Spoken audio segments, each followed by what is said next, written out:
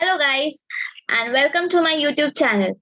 My name is Akansha Nika, and today we will be revising the second chapter of ICSE 10th biology textbook, that is, Structure of Chromosomes, Cell Cycle, and Cell Division. So, without wasting any time, let's dive into it.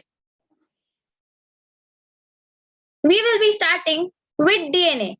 DNA, what is the full form of DNA? It is deoxyribonucleic acid. It looks like a twisted ladder. DNA is made up of repeating units called nucleotides. Now, what are nucleotides? Nucleotides is made up of a phosphate group, a sugar, and a nitrogenous base. Nucleotides are made up of phosphate group, sugar, and nitrogenous base.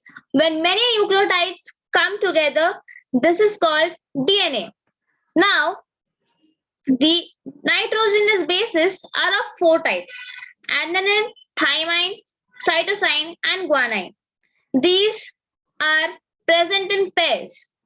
Now, adenine always pairs with thymine with two hydrogen bonds, and guanine always pairs with cytosine with three hydrogen bonds.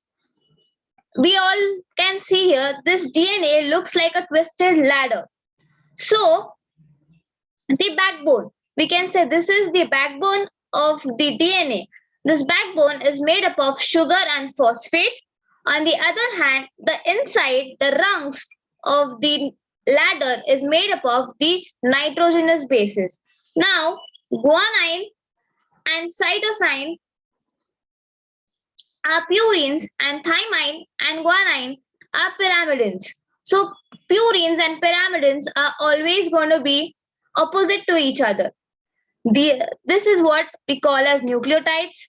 Next, let's move on to nucleosomes. Now, this DNA needs to be packed. How is it packed?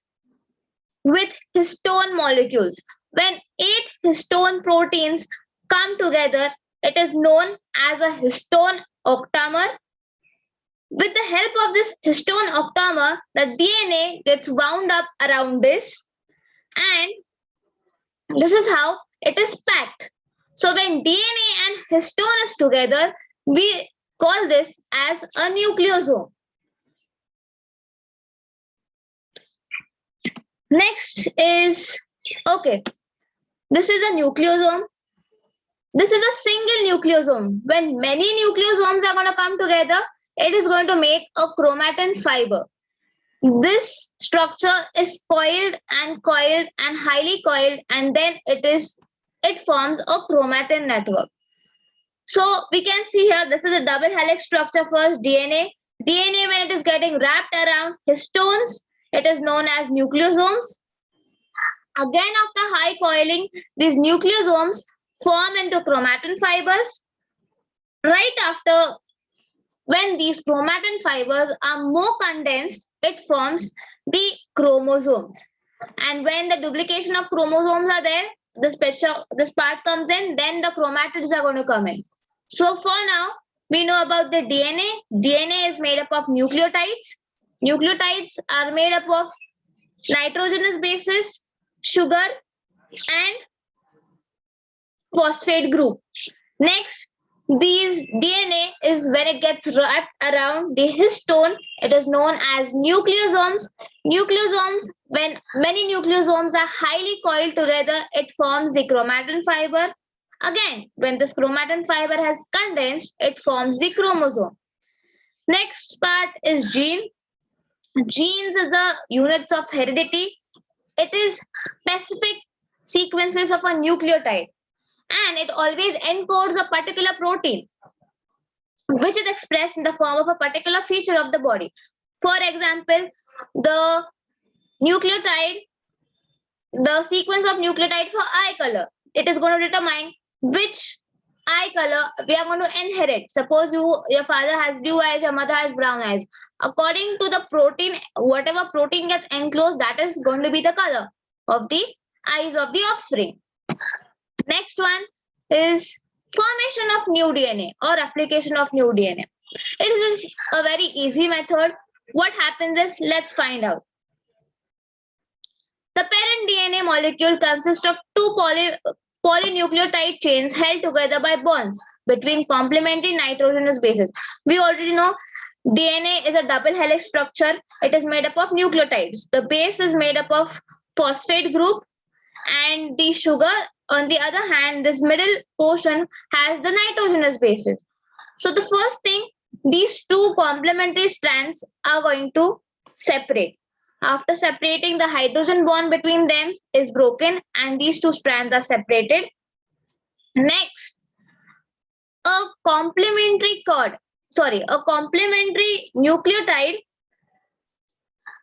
opposite to the parent one is made. Suppose this is one chain of nucleotides. The opposite one is going to be made here. Same with this. So basically, what we can say is first the double helix structure is going to open. The two strands that will open, and a new strand is going to be produced against each simultaneously.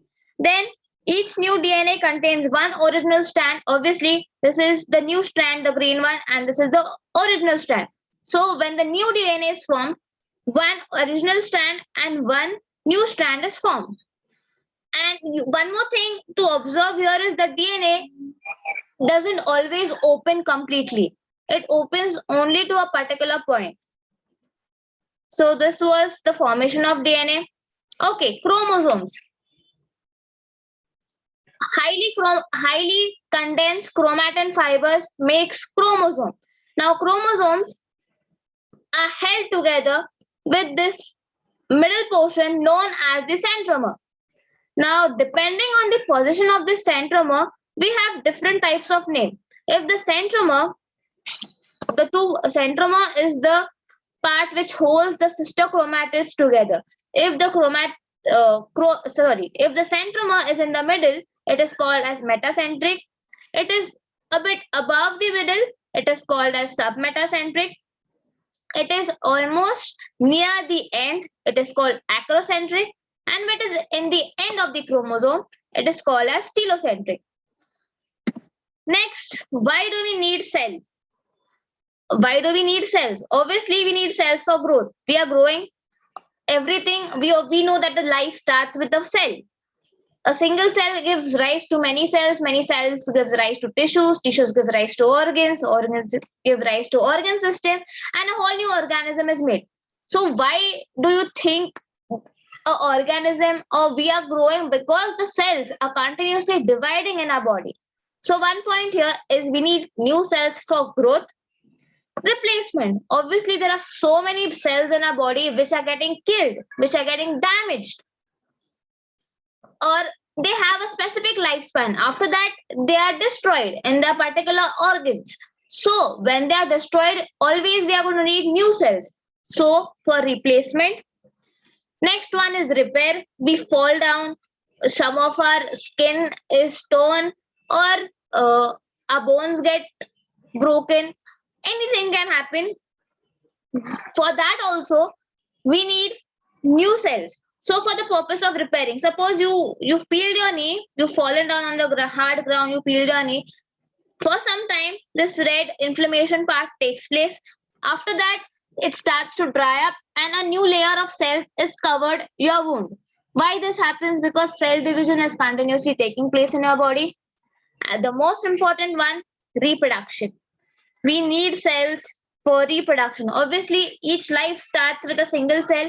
We have this reproductive or sex cell, that is the sperm and the ovum or the egg cell. Same in the plants as well. We have the pollen grains and the ovule or the egg cell, where the fertilization and flowers takes place. Okay. Can the cells grow endlessly? Yes or no? In some scenarios, yes. In some scenarios, no. So there, we already know that our skin cells are everywhere. If you go through your room with a microscope, we will find our skin cells everywhere. So the surface skin cells always and continuously keep on dividing. The brain and the nerve cells, they are made in the embryo. Once they are made, we cannot remake it, and once they are damaged, if by some accident or in some case these get damaged, they cannot be replaced. So these are kind of permanent cells. Liver cells, okay, some cells they have some specific lifespan. They always divide once in a week, and sometimes there is uncontrollable cell cycles or cell divisions where the cell keeps on multiplying rapidly. This can be very harmful. It can form tumor and it can also cause cancer. All right. Next part, the important part is the cell cycle. The cell cycle, cell division is a series of events that takes place in the leading to the duplication of DNA and the sequel division of the cell to produce two daughter cells.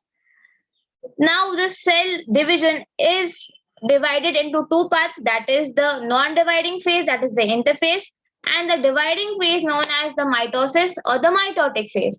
Let's dive into this. This is the most interesting part of the chapter, and plus, most of the questions come from this.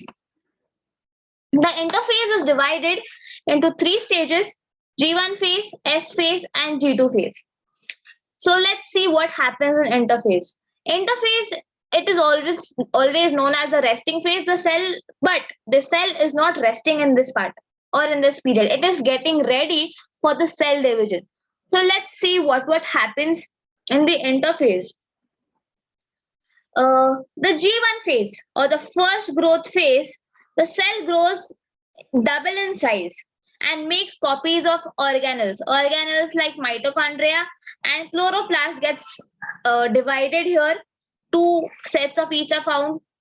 Cytoplasm is doubled. Cytoplasm is doubled. Plus,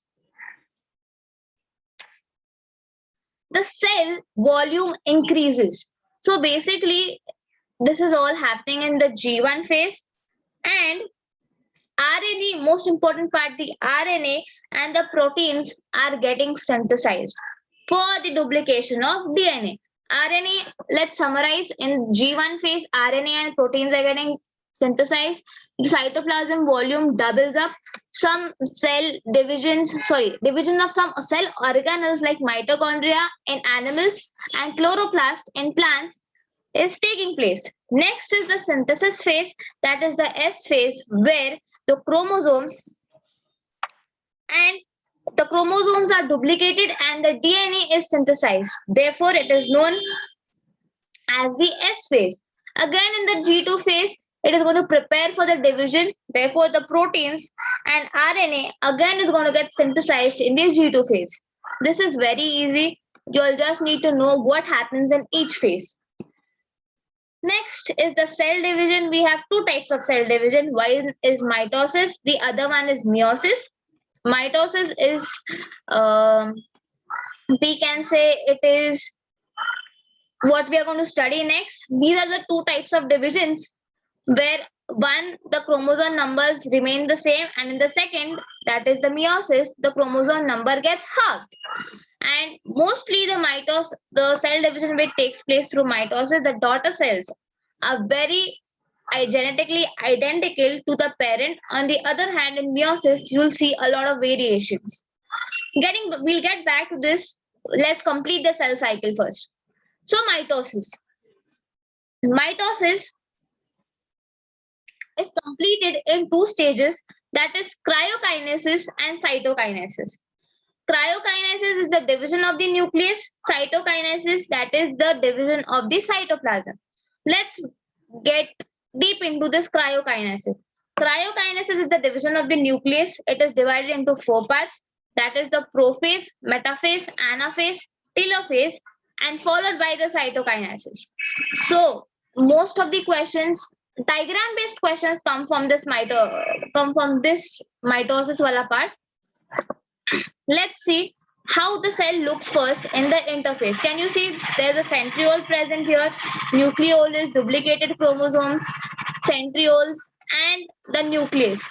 The chromatin fiber is present here. We are looking at the interphase first. where the chromatin fiber is present, a single centriole is present, nucleus and nuclear membrane is clearly visible, and the duplicated chromosomes as well. Let's see what happens in the next phase, that is the prophase. Now, this prophase is divided into early prophase and late prophase. So, in the early prophase, the first thing in the prophase, before we get into early prophase and late prophase, the centrioles have divided. The centrosomes have divided into two centrioles and they start moving to the poles. Again, the chromosomes here have condensed the chromatin network in the previous interphase. We see, and these are chromatin fibers. So this chromatin fibers get condensed in the initial or the beginning period of the prophase. The two sister chromatids are still attached to each other with the help of a centromer. Next thing, what is happening in the early prophase, that the centrosomes have started to move towards the pole, the nuclear membrane, which is the outermost covering of the nucleus, and the nucleolus, they start to disappear. In the late prophase, the spindle fibers have started to appear. The nuclear membrane and the nuclear membrane and the nucleolus have completely disappeared, and the centrioles have reached the poles. This was the early prophase and the late prophase. I have given this in this slide here. You can later go through this and read through this. As this is a revision session, we need to move on fast track. Next thing is the mitosis, or next phase of the mitosis is the metaphase. This is the most easy phase, where the spindle fibers are getting attached to the centromer and the chromosomes have lined in the middle of the cell or in the center. The centrioles connect to each other at the end of the spindle fibers. Plus, the spindle fibers have got attached to the centromer here, and the sister chromatids line up in the middle with the help of the spindle fibers. This was the most easy one. Next is the anaphase. Anaphase is divided into early anaphase and late anaphase. Here, the chromosomes start moving apart, that is towards the pole. And at the late anaphase, the chromosomes has divided, has separated, and they have reached the poles. This was the late anaphase and the early anaphase. Also, in the late anaphase, a furrow starts to develop. The beginning or the starting of furrowing takes place. Next is the telophase and the cytokinesis. In the telophase, the chromosomes have reached the the chromosomes have reached the opposite poles. The spindle fibers disappear. Chromatin is going to thin out, and they are going to form the chromatin fibers. Nuclear membrane is formed. Nuclear membrane, nucleolus reappear, and the furrow is getting deepened. It gets deepening in this telophase. Finally, the cytokinesis, where the division of the cytoplasm takes place, where the cytoplasm is divided and two separate daughter cells are formed. Again, I'll repeat once again what happens in the telophase. Furrowing, the furrow deepens, the centrioles have disappeared, the nucleus, the nucleolus and the nuclear membrane, which had disappeared in the prophase, reappear here, and finally the cytokinesis takes place. With this, the mitosis is finished. Next part, the difference between animal cell and the plant cell. Okay, asters. In centrosomes, there are centrioles present. Centrioles have a ray-like structure present on them. This is known as the asters.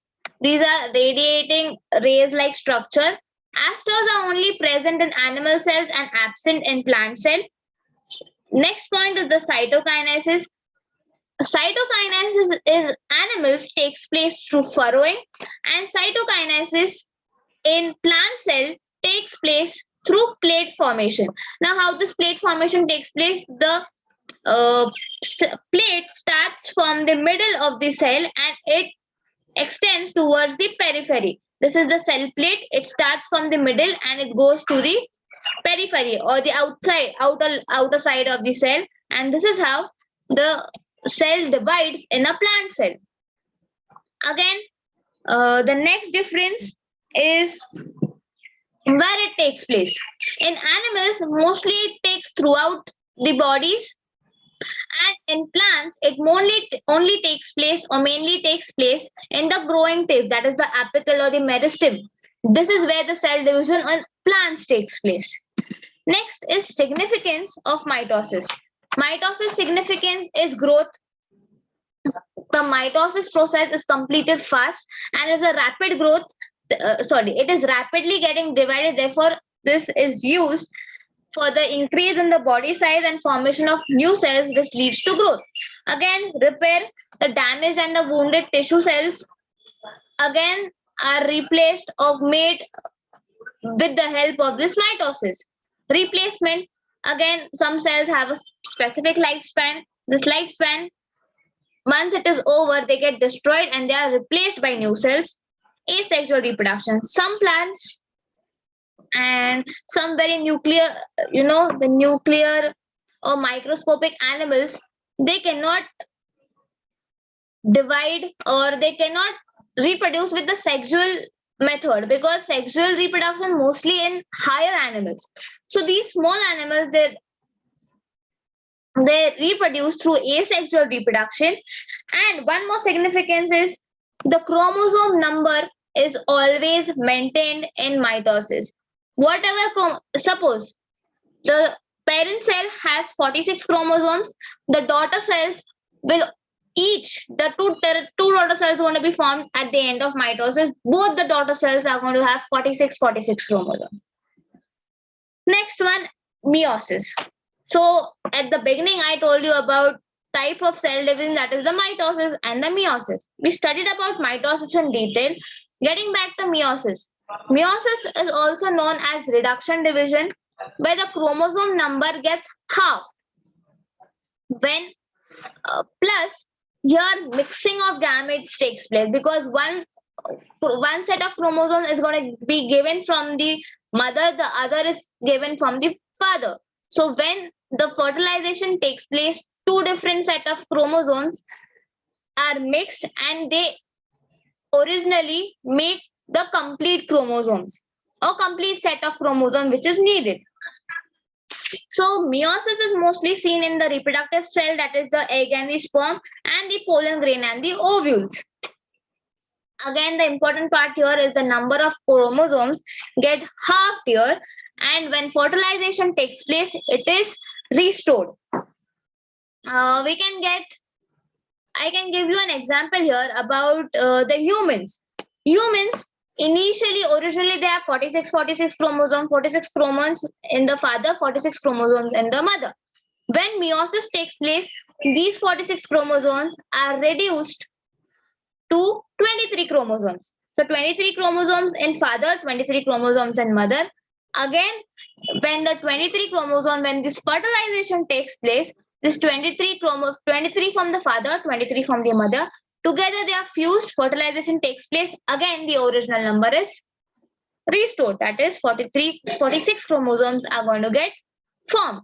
So basically, the mitosis takes place in somatic cells. They are diploid, that is the original number of chromosome is there, 2n, and this gametes are always haploid, that is the number is half. Next one is significance of meiosis. In this, the chromosome number is halved. Mixing of gametes, as we can see, one set of chromosome is from the mother, the other is from the father. So there is mixing of gametes, therefore it is going to lead to variation. New combinations of DNA and genes are going to be mixed, leading the offspring is going to be genetically a bit different from their parents. So how is this mixing of gametes take place? One from the maternal, that is one from the father, one from the one from the mother, and one from the father. The chromosome mixes up. Now, look at this. Okay, this is the homologous chromosomes. Okay, these homologous chromosomes, and this is the sister.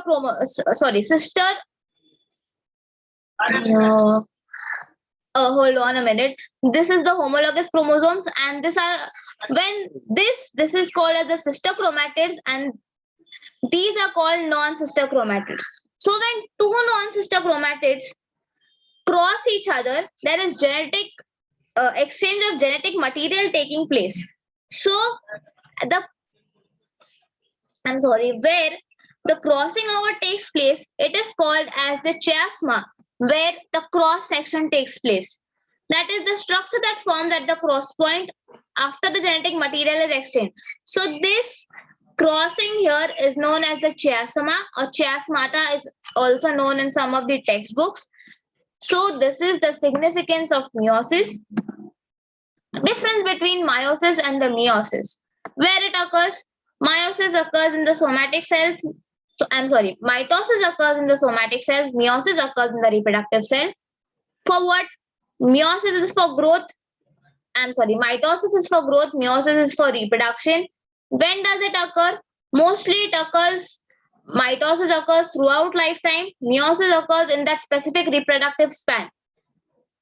Number of daughter cells produced. The daughter cells produced in mitosis is 2. The daughter cells produced in the meiosis is 4. Number of chromosomes passed on each daughter cell. In mitosis, the original chromosome number is retained. That is, whatever the parent chromosome number is, the same the daughter chromosomes will get. In meiosis, the chromosome numbers is half. That is, in humans, when this meiosis takes place, humans have 46 chromosomes. When meiosis takes place, it is going to be reduced to 23 chromosomes. So the chromosome number is half in meiosis. Number of nuclear divisions. In mitosis, we have 1 nuclear division. In meiosis, we have 2 nuclear divisions. Again, in mitosis, a single nuclear division takes place. In meiosis, you have 2 nuclear divisions. And the identity of the chromosomes and the genes in the daughter cells. Mostly through which mitosis takes place, the daughter cells are going to be completely identical to the parent cell. On the other hand, in meiosis, random assortment takes place, and this results in genetic variation. 2 different genes of the parents are mixed together.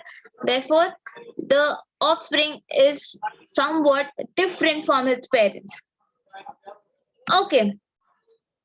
So here we have finished the quick revision of the second chapter.